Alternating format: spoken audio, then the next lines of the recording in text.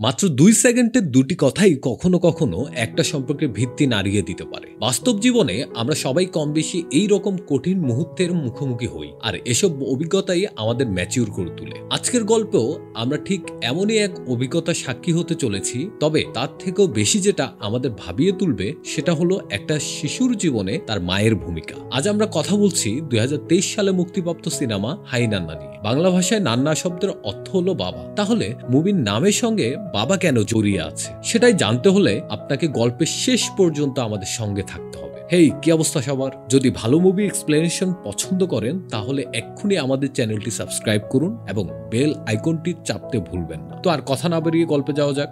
Camera হাতে নিয়ে যাকে দেখতে পাচ্ছেন ইনি হলেন বিরাজ, আমাদের আজকের গল্পের হিরো। তার ৫ বছরের এক ছোট্ট মেয়ে আছে। বিরাজ তাকে তার স্কুল থেকে রিসিভ করে বাড়িতে নিয়ে আসে। তার ছোট্ট মেয়েটার নাম মাহি। বাসায় যখন মাহি তার বাবা ও দাদার সাথে খাবার খেতে বসে তখন তার অনেক মন খারাপ থাকে। মাহিকে তার বাবা মন খারাপের কথা জিজ্ঞেস করলে মাহি জানায় তার ক্লাসের একটা ছেলে নাকি তার থেকে ১ নম্বর বেশি পেয়ে টপ করেছে, যার কারণে তার মন খারাপ। তখন বিরাজ তাকে সান্ত্বনা দেয় আর বলে সমস্যা নেই, পরের বার তুমি টপ করবে। কিন্তু মাহি কিছু না বলেই খাবার টেবিল থেকে সোজা উঠে তার রুমে চলে যায়। রাতের বেলায় মাহিকে বিরাজ গল্প শোনাচ্ছিল। প্রতি রাতেই তাকে গল্প শোনাতে হয়, আর মাহি সবসময় এই গল্পের ক্যারেক্টারগুলোতে তার বাবা, দাদু ও কাছের মানুষগুলোর সাথেই মেলায়। কিন্তু বিরাজের গল্পে কখনো তার মা থাকতো না। তাই আজকের গল্প শেষে মাহি তার বাবার কাছে তার মায়ের গল্প শুনতে চায়, কিন্তু বিরাজ তাতে রাজি হয় না। তাই মাহি তখন জেদ ধরে, হয় আমি মায়ের গল্প শুনবো, না হয় ওষুধ খাবো না। তখন বিরাজ বাধ্য হয়ে মাহিকে সত্য দেয়, যদি সে পরের বার ক্লাসে টপ করে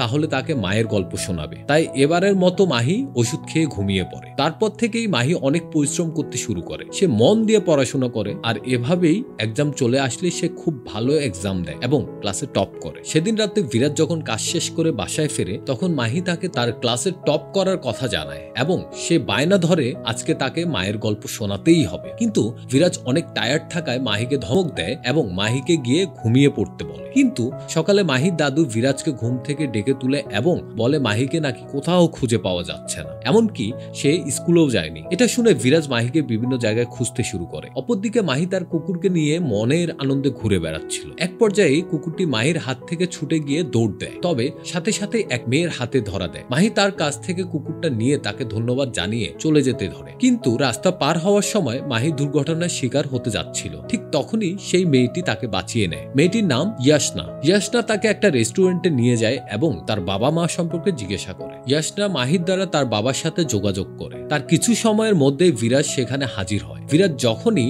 মাহিকে রাগ দেখাতে শুরু করে এবং তাকে ধমক দিবে, ঠিক সেই মুহূর্তে ইয়াসনা তাকে থামায়। বিরাজ জানতে পারে ইয়াসনা মাহিকে একটা অ্যাক্সিডেন্টের হাত থেকে বাঁচিয়েছে, তবে বিরাজ তার সাথে তেমন একটা কথা বলতে চাইছে না। এর পেছনেও একটা রহস্য আছে, যেটা পরেই জানতে পারবেন। তারপর ইয়াসনা বলে উঠে, আপনি কেন আপনার প্রমিস রাখেননি? তার মায়ের গল্প কেন তাকে বলছেন না? আজকে আপনাকে বলতেই হবে। আর এতেই বিরাজ বুঝে যায় যে মাহি সদ্য পরিচয় হওয়া এই মেয়েটাকে সবকিছু বলে দিয়েছে। তাই সে বাধ্য হয়ে মাহিকে সেখানে তার মায়ের গল্প বলতে শুরু করে। খুব সুন্দর একটা মুহূর্তে বিরাজ তার বন্ধুকে নিয়ে একবার একটা স্টেশনে গিয়েছিল। ফটোগ্রাফি তার প্যাশন, সেজন্য সে ওখানে ছবি তুলতে গিয়েছিল। সেবার মাহির মায়ের সাথে তার প্রথম দেখা হয়েছিল। কিন্তু ঘটনার বর্তমানে মাহির সাথে সাথেই তাকে জিজ্ঞাসা করে বসে যে আমি তো কখনো আমার মাকে দেখিনি, আমি তো কখনো মাকে দেখিনি, তাহলে আমি তাকে কিভাবে ইমেজিন করব? তখন ইয়াসনা তাকে বলে উঠে তাকে ইমেজিন করতে। তারপর বিরাজ তার গল্পের সামনে এগোয়। আর যেহেতু মাহি তার মায়ের জায়গায় ইয়াসনাকে চিন্তা করছে, তাই আমরাও তার জায়গায় ইয়াসনাকেই দেখব। তার গল্পে মাহির মায়ের নাম হলো বর্ষা। সেখানেই প্রথম বর্ষাকে দেখে বিরাজ তার প্রেমে পড়ে যায়। লুকিয়ে লুকিয়ে তার ছবি তুলে। কিন্তু বর্ষা যখন বুঝতে পারে তখনই সে এসে বিরাজকে তার থেকে ক্যামেরাটা নিয়ে তাকে কথা শোনায়। কিন্তু বিরাজের বন্ধু তাকে বোঝায় যে বিরাজ নাকি একজন ফটোগ্রাফার হতে চায়, তাই যেখানে সেখানে গিয়ে সবার ছবি তুলে। এই কথায় বর্ষা যখন কনভিন্স হয়ে বিরাজকে ক্যামেরা ফিরিয়ে দেবে, ঠিক তখনই বিরাজ তাকে প্রপোজ করে বসে, যার কারণে সে আরো রাগ দেখিয়ে তার ক্যামেরা সাথে নিয়েই সেখান থেকে চলে যায়। বিরাজ যে স্টুডিওতে কাজ করে, পরের দিন বর্ষা সেখানে চলে আসে। আর কাকতালীয় ভাবে জানা যায় বর্ষা হলো এই স্টুডিওর মালিকের ভাস্তি। আসলে বর্ষা এখানে এসেছে বিরাজের ক্যামেরা ফেরত দিতে, আর নিজের ছবিগুলোকে সে ক্যামেরা থেকে বের করে নিয়ে তাকে সেই ক্যামেরাটা ফেরত দিয়ে দেয়, কারণ বিরাজের তোলা ছবিগুলো নাকি তার অনেক ভালো লেগেছে। আর সেখান থেকে চলে যাওয়ার আগে বিরাজকে সে জানায় যে সে প্রেম ভালোবাসা কিছুই বিশ্বাস করে না, কারণ তার বাবা মায়ের মধ্যে কখনোই ভালো সম্পর্ক ছিল না, আর সেজন্যই প্রেম ভালোবাসা থেকে তার ভরসা উঠে গিয়েছে। এভাবেই তাদের মধ্যে অনেক কথাবার্তা হয় এবং এক পর্যায়ে বর্ষা বিরাজকে বলে, আমরা কি বন্ধু হয়ে থাকতে পারি? তারপর থেকেই তারা একে অপরের সাথে বন্ধুর মতো থাকতে শুরু করে। তারা একসাথে অনেক জায়গায় ঘোরাঘুরি করে। তাদের এই ঘোরাঘুরি এবং তাদের সম্পর্কের বিল্ড আপ একটা গানের মাধ্যমে দেখানো হয়। এভাবে তাদের মধ্যে একটা ভালো সম্পর্ক তৈরি হয়। তবে একদিন বর্ষাকে তার হোম টাউনে ফিরে যেতে হয় এবং এভাবে কয়েকদিন কেটে গেলে তারা দুজন দুজনকে খুব মিস করতে থাকে। তাই এখান থেকে বোঝা যায় তারা একজন আরেকজনকে ছাড়া একদমই ভালো নেই। এজন্য বোধহয় একজন দার্শনিক বলেছিলেন, একটা ছেলে আর একটা মেয়ে কখনোই বন্ধু হতে পারে না। তার বেশ কয়েকদিন পর বিরাজ হঠাৎ বর্ষা কলেজে চলে আসে এবং বর্ষা তাকে দেখে সাথে সাথে জড়িয়ে ধরে। এ থেকে বোঝা যায় তাদের মধ্যে বেশ একটা ভালোবাসার সম্পর্ক তৈরি হয়েছে। কিন্তু সমস্যাটা হলো এই ঘটনা বর্ষার মা দেখে ফেলে। বর্ষার মা তাদেরকে নিয়ে একটা রেস্টুরেন্টে বসে। বর্ষার মা বিরাজের সাথে কথা বলে, তাকে অনেক কথা শোনায়, কিন্তু এক পর্যায়ে বিরাজ সুন্দরভাবে তাকে গুছিয়ে কথা বোঝানোর চেষ্টা করে। বিরাজ কথা বলে বর্ষার মাকে কনভিন্স করে ফেলে এবং শেষমেশ তাদের দুজনের ধুমধাম করে বিয়ে হয়। বিয়ের পর তাদের সাংসারিক জীবন খুবই ভালো যাচ্ছিল। তারপর বিরাজ একদিন সিদ্ধান্ত নেয় সে নিজেও একটা স্টুডিও খুলবে। তাই তার বন্ধুকে নিয়ে সে তার স্টুডিও চালু করে ফেলে। এরপর এভাবেই চলতে থাকে সবকিছু। একদিন বিরাজ বর্ষার কাছে তাদের এই ছোট্ট ফ্যামিলির জন্য এক নতুন সদস্য চায়, কিন্তু বর্ষা কোনোভাবেই রাজি হচ্ছিল। যদি কখনো তাদের মধ্যে বিচ্ছেদ হয় তাদের বেবির কি হবে? আসলে এই ভয়টা সে তার বাবা মায়ের কাছ থেকেই পাচ্ছে, কারণ সে নিজেই তার বাবা মাকে ছোট থেকে ঝগড়া করতে দেখতে দেখতে বড় হয়েছে। সে ছোট থেকেই তার বাবা মায়ের কারণে মানসিকভাবে খুবই অশান্তিতে ছিল। এখন তার মেন্টালিটিটাই এমন হয়ে গিয়েছে, সে কাউকে বিশ্বাস করতে পারছে না। সে অবশ্যই বিরাজকে অনেক ভালোবাসে, কিন্তু কেমন জনে তাকে পরিপূর্ণ বিশ্বাস করতে তার ভেতর থেকে আটকাচ্ছে। কিন্তু বিরাজ তো এত কিছু জানে না। তার কথা হলো বিচ্ছেদ হবে কেন, আর এমন ভাবাটাই স্বাভাবিক। বেশ কিছুক্ষণ এভাবে তাদের মধ্যে কথা কাটাকাটি হয় এবং এক পর্যায়ে বিরাজ রেগে গিয়ে বাসা থেকে বের হয়ে যায়। কিন্তু কিছু একটা মনে করে সে আবারও ভেতরে চলে আসে। বর্ষাকে সে জড়িয়ে ধরে এবং সরি বলে। বিরাজের এমন ভালোবাসা দেখে বর্ষা অবশেষে রাজি হয়। সময় মতো বর্ষার গর্ভে সন্তান আসে এবং ঠিকঠাক চলছিল। এভাবে 9 মাস চলে যায়। বিরাজ নিজের কাজের জন্য ওই সময়টা অনেক দূরে ছিল, কিন্তু সেই কাজের মাঝখানে হঠাৎ তার একটা কল চলে আসে। সুখবর দেওয়া হয় বিরাজকে একটা মেয়ে হয়েছে। কিন্তু এর পাশাপাশি আরেকটা ব্যাড নিউজ আছে, যেটা হলো বিরাজের মেয়ে একটা কঠিন রোগ নিয়ে জন্মিয়েছে। তার মেয়ের লাংস ক্যান্সার। বর্ষা কাঁদতে কাঁদতে বিরাজকে দোষারোপ করতে শুরু করে, কারণ বিরাজ যদি বাচ্চা নেওয়ার কথা না বলতো তাহলে হয়তোবা আজ এমনটা হতো না। কথাটা সে খুবই কষ্ট নিয়ে বলেছে। এক সময় বিরাজ বর্ষাকে সামলিয়ে বাসায় নিয়ে যায় এবং অন্যদিকে হাসপাতালে তাদের মেয়ের চিকিৎসা হতে থাকে। তারা আবার 2 দিন পর হাসপাতাল থেকে বাড়ি ফিরছিল। এমন সময় বর্ষা বিরাজকে বলতে শুরু করে, যদি আমাদের কখনো দেখাই না হতো, যদি কখনো আমি কাকার বাসায় না আসতাম, যদি কখনো আমি তোমাকে ভালোই না বাসতাম, আর যদি কখনো আমাদের মেয়েই জন্ম না হতো, তাহলে হয়তোবা এমন হতো না। আর সেখান থেকে ঘটনা চলে আসে বর্তমানে। দেখা যায় মাহি তার মায়ের উপর অনেক রেগে গিয়েছে। আসলে সে যেহেতু তার মায়ের জায়গায় সে ইয়াসনাকে কল্পনা করছিল, তাই সে ইয়াসনার সাথে আর কথা বলবে না। বিরাজ মাহিকে নিয়ে চলে যেতে ধরে। তখন ইয়াসনা তাকে থামায় এবং সে বাকি গল্প শোনার জন্য তাকে রিকোয়েস্ট করে। তখন বিরাজ তাকে বাকি গল্পটুকু বলতে শুরু করে। বর্ষার মুখে মাহিকে জন্ম না দেওয়ার কথা শুনে বিরাজ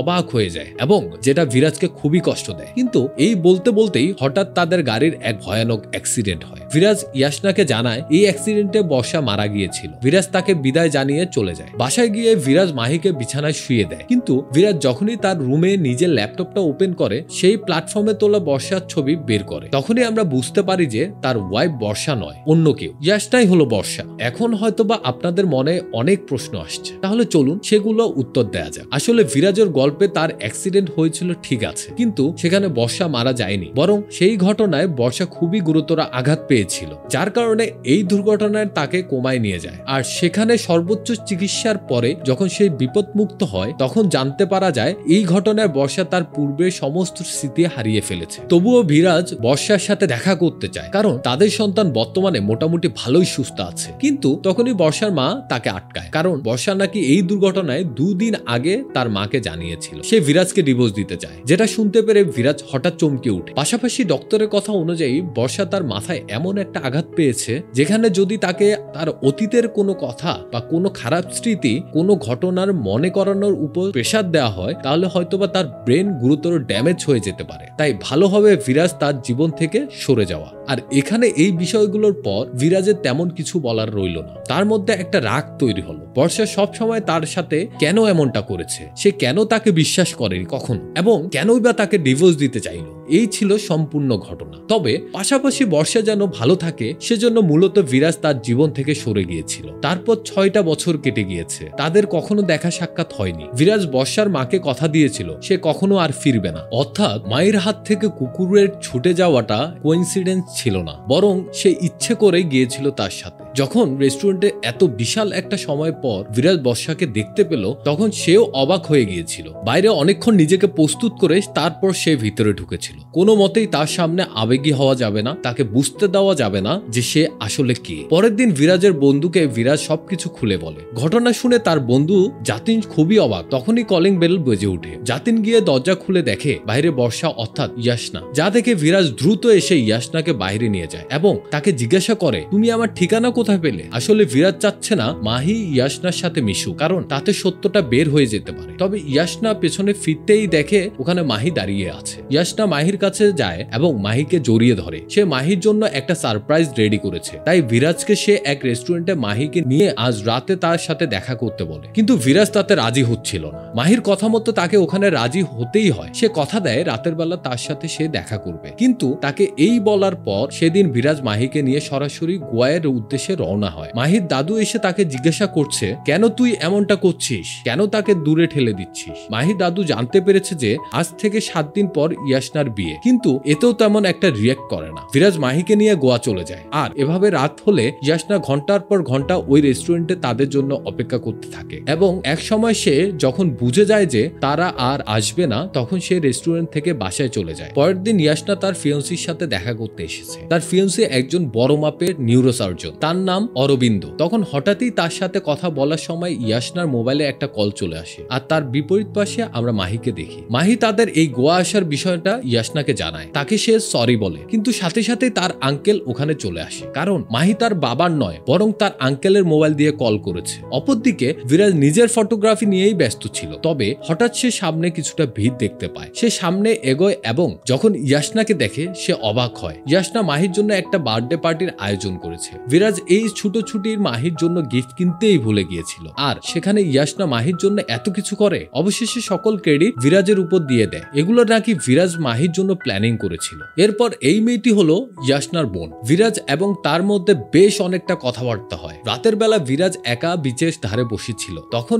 ইয়াসনা ওখানে গিয়ে তার পাশে বসে। ইয়াসনা নিজের লাইফ সম্পর্কে তাকে জানায়। এক পর্যায়ে ইয়াসনার কথা শুনে বোঝা যায় তার নিজের অ্যাক্সিডেন্ট হওয়ার কথা মনে আছে, কিন্তু এর আগে কি হয়েছিল তার কিছুই মনে নেই। ইয়াসনা নাকি অনেক চেষ্টা করেছিল মনে করা, কিন্তু কোনোভাবেই মনে করতে পারছে না। এভাবে বেশ অনেকটা সময় তাদের মধ্যে কথাবার্তা হয়। ইয়াসনা বারবার বিরাজকে তার স্ত্রী নিয়ে কথা বলতে বলে, কিন্তু বিরাজ তেমন কিছুই বলতে চায় না, কারণ সে কিভাবে তার বর্ণনা দেবে। এক সময় ইয়াসনা রেগে গিয়ে বলে উঠে, আমার তো মনে হয় আপনি আপনার স্ত্রীকেই ভুলে গিয়েছেন, এজন্যই বলতে পারছেন না। আর এই শুনে বিরাজ তার উপর রেগে গিয়ে নিজের স্ত্রী বর্ণনা দিতে শুরু করে। সেই বর্ণনা একদম ইয়াসনার সাথে মিলে যায়। মিলে যাবেই না কেন, সে তো তার ওয়াইফ। এসব কথা শুনতে শুনতে ইয়াসনা কখন যে নিজে তার স্ত্রীর জায়গা কল্পনা করে ফেলেছে সে নিজেও জানে না। তাই এক সময় ইয়াসনা নিজের মনের অজান্তেই বিরাজকে একটা চুমু দিয়ে বসে। তবে কাজটা করার পর সে নিজেও অবাক হয়ে যায়, কিন্তু বিরাজ তখনই সেই অনুভূতিটাকে থামিয়ে দিয়ে সেখান থেকে চলে যায়। তবে তারপর থেকে বিরাজ শুধু ইয়াসনাকে নিয়েই ভাবছে। তারপরে সময়গুলো মাহি ইয়াসনার সাথে বেশ ভালোই মুহূর্ত পার করে। এদিকে ইয়াসনার গোয়া যাওয়া নিয়ে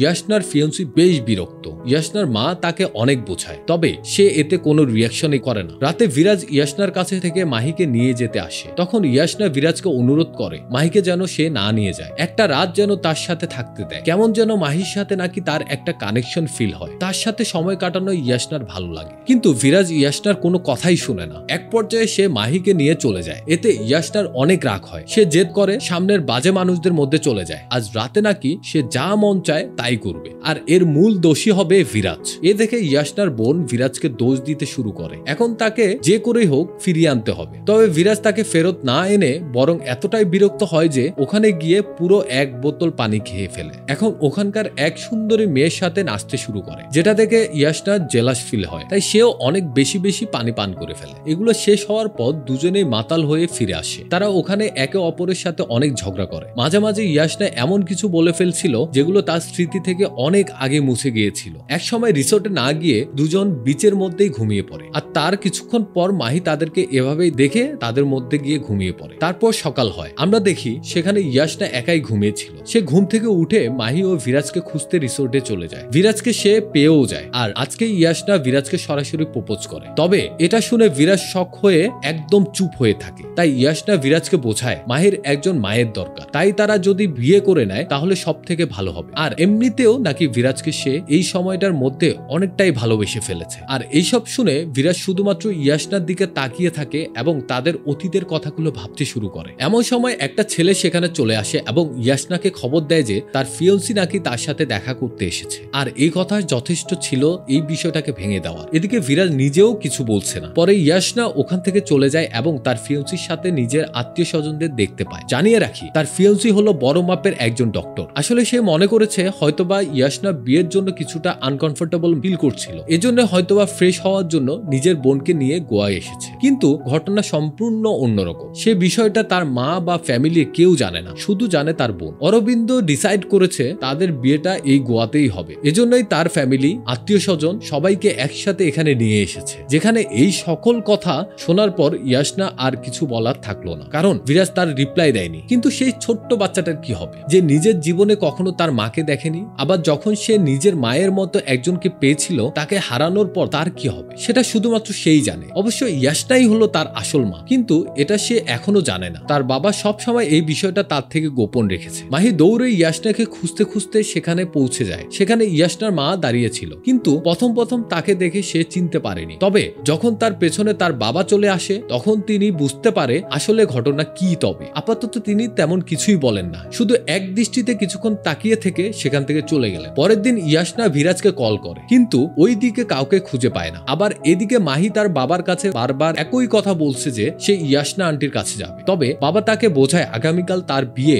তাকে ডিস্টার্ব করাটা ঠিক হবে না। পরের দিন সকালে ঘুম থেকে উঠে বিরাজ তার মেয়েকে খুঁজে পায় না। খুঁজতে খুঁজতে সে যখন বাহিরে চলে যায়, তখন বুঝতে পারে মাহি কোথায় যেতে পারে। বিরাজ তার বন্ধুকে নিয়ে চলে যায় ইয়াশনার বিয়েতে। ওখানে গিয়ে দুজন মাহিকে খুঁজতে শুরু করে, কিন্তু কেউ কোথাও তাকে খুঁজে পায় না। আর ওইদিকে মাহি নিজেও তার ইয়াশনা আন্টিকে খুঁজে বেড়াচ্ছে, কিন্তু কোথাও পাচ্ছে না। তবে সমস্যাটা হয় তখন যখন অরবিন্দের ভাই বিরাজকে দেখে সন্দেহ করে। প্রথমে তারা বিরাজকে সুন্দরভাবে বুঝিয়ে বাড়ির বাহিরে নিয়ে আসে এবং এক এক করে মারতে শুরু করে, কারণ তারা মনে করেছে ইয়াশনার সাথে হয়তোবা তার কোনো সম্পর্ক রয়েছে। কিন্তু তারা জানে না ইয়াশনার সাথে তার প্রথম সম্পর্ক, সে তার প্রাক্তন স্বামী, এটা কেউ জানে না। এভাবে তাকে মারতে মারতে এক সময় অরবিন্দ চলে আসে, সবাইকে থামিয়ে সেখান থেকে পাঠিয়ে দেয় এবং সেখানে বিরাজের সাথে কথা বলে। তোমার এখানে আসাটা যদি কোনো কোইন্সিডেন্ট হয়ে থাকে তাহলে সমস্যা নেই, কিন্তু যদি তুমি কোনো উদ্দেশ্য নিয়ে আসো তাহলে রক্ষা নেই, এই বলে তাকে ছেড়ে দেয়। আসলে অরবিন্দ সবকিছুই জানতো এবং সবকিছু জেনে শুনে সে ইয়াশনাকে বিয়ে করতে রাজি হয়েছে। অপরদিকে মাহি ঘুরতে ঘুরতে ইয়াশনার মায়ের সামনে পড়ে যায়, আর তিনি নিশ্চিতভাবে ধরেই নিয়েছে হয়তোবা বিরাজ নিজের মেয়েকে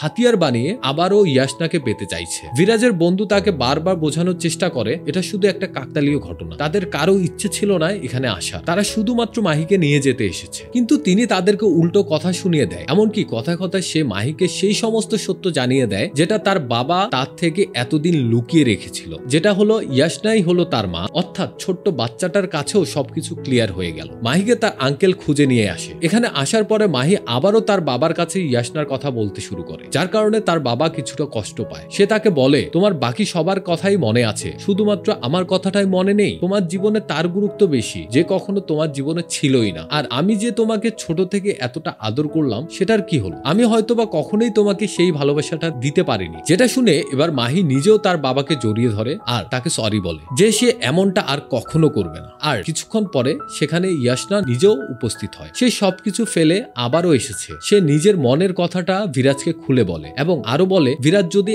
একবার বলে তাহলে সে এই বিয়ে ছেড়ে তার সাথে চলে যাবে। কিন্তু এই কথা শুনে বিরাজ উল্টো তাকে অপমান করতে শুরু করে। তার কাছে কিছু করার নেই, কারণ ঘটনাটা এখন অনেকটাই হাতছাড়া হয়ে গিয়েছে। বিরাজ তাকে ইনসাল্ট করতে শুরু করে, যার কারণে সে খুবই কষ্ট পায়। কিন্তু অন্তত অন্তত মাহি তো তাকে বুঝে, সেজন্য সে মায়ের হাত ধরে। কিন্তু আজকে এইসব শোনার পর এবং তার বাবার এই দুঃখ দেখার পর ইয়াসনাকে নিজের মা যেন সে তাকে দূরে ঠেলে দেয়। কিন্তু যাওয়ার আগে বিরাজ ভাবে একটা গন্ডগোল পাকাতেই হবে। বিরাজ সেটাই করে। সে সকলের অ্যাটেনশন নিয়ে ইয়াসনার মায়ের সাথে দেখা করে, তাকে সরাসরি এমনটা বলে, আপনি যেরকম ভাবে আমার মেয়ের সামনে আমার সত্য ফাঁস করে দিলেন, আমি এখন আপনার মেয়ের সামনে আপনার সত্য ফাঁস করে দিই। কিন্তু না, আমি সেটা করব না, কারণ আমি আপনার মতো নই। এই বলে বিরাজ সেখান থেকে চলে যায়। এই কথাগুলো অরবিন্দকেও কিছুটা ভাবায়। সেদিনের জন্য ওই বিয়েটা আর হয়নি, অর্থাৎ বিয়ের ডেট পিছিয়ে দেওয়া হয়েছিল। কিন্তু সময় যাওয়ার সাথে সাথে মাহির অবস্থা খুবই খারাপ হতে শুরু করে। অপরদিকে আজকে ইয়াসনার বিয়ে হচ্ছে। বাইরে থেকে তাকে দেখে যতটুকু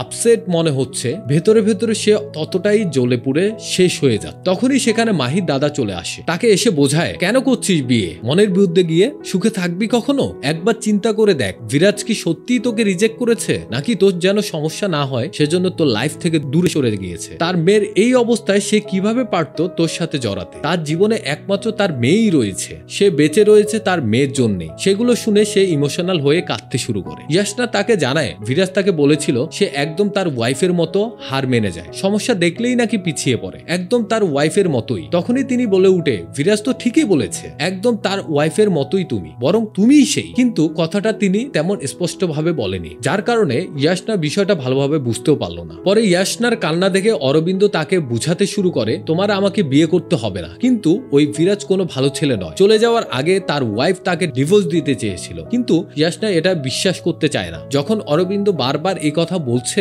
তখন ইয়াসনা রাগের মাথায় বলে উঠে, আমি তাকে ডিভোর্স দিতে চাইনি, এগুলো মিথ্যে কথা। সেটা বলার পর প্রত্যেকের সাথে সাথে সে নিজেও অবাক হয়ে যায়। তার মধ্যে তার অজান্তেই যেন পুরো স্মৃতিগুলো ডেভেলপ হতে শুরু করেছে, কিন্তু সে বুঝতেও পারছে না। আর এই বিষয়টা বুঝতে পেরে অবশেষে অরবিন্দ তাকে এই খাঁচা থেকে মুক্ত করে দেয়, তাকে বলে দেয়, যাও তোমার ভালোবাসার কাছে ফিরে যাও। আর এই কথা শুনে ইয়াসনা সেখান থেকে বিদায় জানিয়ে চলে যায়। আর তখনই ইয়াসনার মা তার উপর রাগ হয়, কেন তুমি এমনটা করলে? তখন অরবিন্দ উল্টো তাকে জিজ্ঞাসা করে, সত্যি কি ও আপনাকে বলেছিল যে বিরাজকে ডিভোর্স দিতে চায়? যেটা শুনে তার মুখ বন্ধ হয়ে যায়। আমরা বুঝতে পারলাম যেহেতু বিরাজকে সে কখনোই পছন্দ করেনি, সেটা ছিল মিথ্যা বানানো কথা। ইয়াসনা সোজা চলে যায় বিরাজের কাছে। তাদের মেয়ে হাসপাতালে মৃত্যুর সাথে লড়াই করছে। এবার বিরাজ তাকে আর ফিরিয়ে দিতে পারে না। তাছাড়া এখানে ইয়াসনার কিছু পুরনো অভ্যাস আবারও পুনরাবৃত্তি দেখে বিরাজ অবাক হয়ে যায়, অর্থাৎ তার মধ্যে ধীরে ধীরে সেই পুরনো স্মৃতিগুলো জাগতে শুরু করেছে। এখন দুজনেই তাদের মেয়ের জন্য অস্থির হয়ে উঠেছে। এখন একজন ডোনার পাওয়া গিয়েছে, কিন্তু অল্প সময়ের মধ্যে এত বড় একটা অপারেশন ম্যানেজ করা পসিবল হচ্ছে না। সার্জনদের এখানে পৌঁছাতে এখনো বেশ অনেক সময় লেগে যাবে, যে সময়টা তাদের হাতে নেই। আর তখনই বলতে বলতে সেখানে অরবিন্দ চলে আসে। মুভির শুরুতে পরিচয় দিয়েছিলাম অরবিন্দ হলো একজন বড় মাপের সার্জন। আর কাকতালীয় ভাবে যেহেতু সে নিজে একজন বড় মাপের ডক্টর, সেখানে ওই বিয়েতে তার সেই সকল বন্ধুরাও ছিল যারা বাহিরের দেশে উচ্চ পদস্থ ডক্টর। বলে রাখি, যখন বিরাজ এবং ইয়াসনার অ্যাক্সিডেন্ট হয়েছিল তখন অরবিন্দ নিজেই তার সার্জারি করেছিল। এখন তাদের মেয়ের জন্য তার যা কিছু করা দরকার সে তাই করবে, যেটা অবশ্যই বিরাজকে স্বস্তি দেয়। ইয়াসনা মাহিকে অপারেশনের জন্য সাহস যোগায়। মাহির অপারেশন শুরু হয়। বাহিরে ইয়াসনা বিরাজকে জড়িয়ে ধরে বলছে, যদি আমি হতাম তোমার প্রথম ভালোবাসা, যদি আমি তোমাকে বিয়ে করতাম, আর যদি আমি মাহির জন্ম দিতাম, কতই না ভালো হতো। তবে এখন আর আমার কিছুই চাই না। তারপর মাহি অপারেশনে সুস্থ হয়ে যায়। এখন 10 বছর পর মাহি একজন নামকরা শিল্পীর খাতায় নাম লিখতে চলেছে। গল্পে তারপর থেকে তাদের সম্পর্ক ঠিক হয়ে গিয়েছিল। আর ঠিক এমন একটা হ্যাপি এন্ডিং এর মাধ্যমেই আমাদের আজকের গল্পটা এখানেই শেষ হয়ে যায়। আজকের সিনেমাটা কেমন লাগলো আশা করি কমেন্টে জানাবে। দেখা হচ্ছে পরের কোনো অসাধারণ মুভি নিয়ে। ভিডিওটি শেষ পর্যন্ত দেখার জন্য আপনাকে ধন্যবাদ।